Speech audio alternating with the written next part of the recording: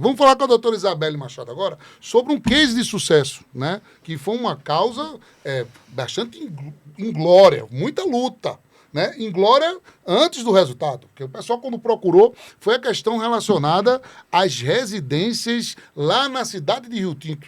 Queria que a senhora falasse, residências, inclusive, vinculadas à companhia de tecidos, não era isso? Lá de Rio Tinto. Explica pra gente como é que a senhora conseguiu desatar aquele nó. A senhora e a sua equipe. Como é que a senhora conseguiu?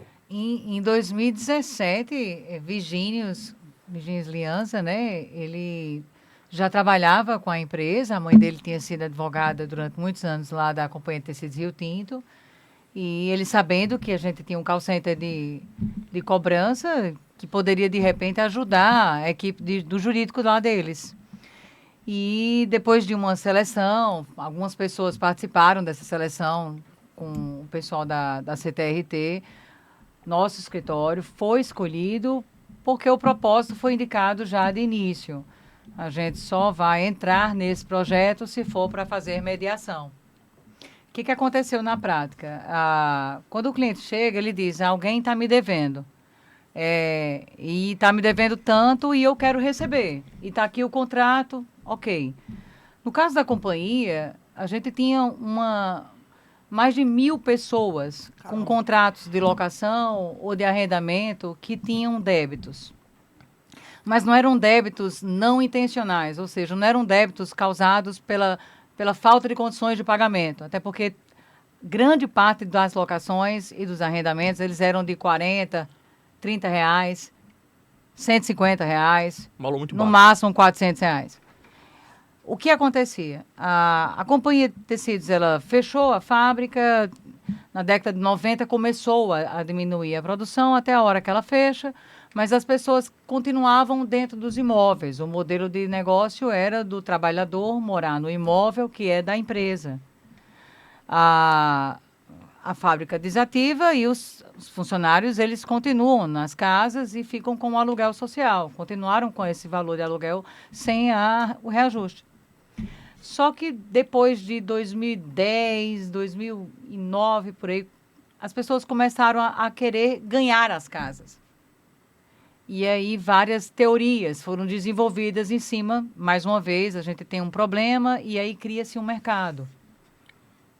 Dentro dessa criação de mercado, desenvolveram no mercado teorias de que os imóveis não seriam da empresa, de que não deveria mais ninguém pagar aluguel, de que a cidade estava privatizada.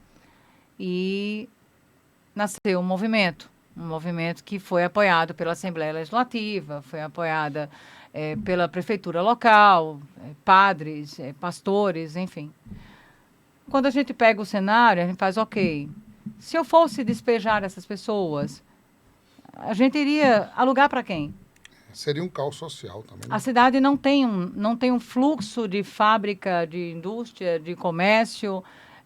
As pessoas passavam por Rio Tinto, ninguém parava em Rio Tinto para consumir, para usar serviços dentro da cidade. Então, a gente, antes de pensar naquela situação de cobrança, a gente pensou em qual é a cidade, o que ela vive, o que ela fazia no passado, como ela poderia estar hoje, qual o perfil das pessoas que estão lá dentro, e aí a gente começa a cruzar dados.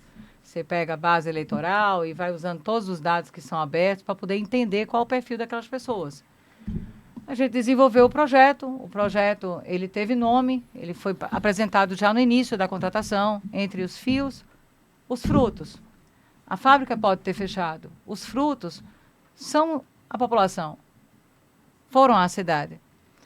Mas óbvio que é um escritório de cobrança, e ninguém jamais iria querer achar que o advogado da empresa estaria falando algo bom para as pessoas. Então, nós fizemos todo o projeto de mitigação de conflito. A gente tentou evitar o máximo possível todos os conflitos e, de fato, deu certo. Ouvindo cada caso, né? Cada pessoa era convidada a ser atendida, a gente ouvia e personalizava. Sim, nós conseguimos... Eram 1.000 imóveis, era isso? Eram 1.600 imóveis em atraso. Dentro desse movimento de não pago mais o aluguel, queimo o boleto, invadiram o escritório, teve briga antes da nossa chegada, né? quando a gente chegou, a primeira providência foi entrar com algumas notificações judiciais e dizer: eu não vou despejar ninguém, nós estamos querendo recompor os contratos. Se você quiser comprar, a gente vai converter seu contrato de locação em compra e venda parcelada. Bom demais. Foi feito quase que um Minha Casa Minha Vida, mas com a empresa financiando, né? E muitas vezes os detalhes, João do Gabriel, vamos falar da maneira mais popular, um precinho bem em conta, né? Interessante. Os valores, eles eram corrigidos e ainda são, na verdade, e a quantidade de parcela ela é quase ilimitada. A gente só tinha um pedido, uma exigência, que era que ficasse 3 vezes o valor do aluguel. Só que o aluguel era 100, era 50, era 150. Então, tem contratos que a gente tem em vigência hoje que são de 480 parcelas. Ninguém atrasa. Ó. Eu não tenho inadimplência. Então não envolveu o banco, foi com a própria empresa, foi isso? Foi. Entendi. A empresa vendeu mais de 480 imóveis parcelados, nós temos isso. Dos 1.600, 1.400 foram negociados. Isso. 1.051 foram desapropriados pelo governo do estado, que eram As pessoas foram indenizadas? As pessoas que se encaixavam dentro de um programa social, que é o Promoradia, que era vigente. O governo do estado, ele fez uma espécie de... Nossa, o governo do estado fez o projeto mais bonito que eu acho que vai existir nesse país inteiro. Foi o primeiro projeto habitacional com pegada zero de carbono. Uhum. Se qualquer governo fosse construir 1.051 casas, se você fizer um cálculo aí no chat GPT, você vai ver que os imóveis, eles são, e dá em torno de 75 milhões de reais ou mais. Foi desapropriado por menos da metade disso. E não houve consumo, não houve deslocamento, não houve emissão de gás de efeito estufa. Foi uma decisão humanitária e foi proba e foi dentro de um procedimento que já estava em tramitação desde 2015, que era uma demanda deles de ter essa aquisição das casas.